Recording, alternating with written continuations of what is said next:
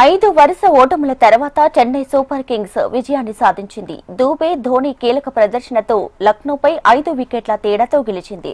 సీజన్లో తొలిసారిగా బౌలర్లు అద్భుత ప్రదర్శన కనబర్చగా అటు బ్యాటింగ్లో శివన్ దూబే, ఎంఎస్ ధోని మెరుపు ఆట తీరుతో చివరి ఓవర్లో చెన్నై గట్టెక్కింది. మరోవైపు హ్యాట్రిక్ విజయాల జోష్లో ఉన్నటువంటి లక్నో సూపర్ జైంట్స్ 5 వికెట్ల తేడాతో ఓడాల్సి వచ్చింది.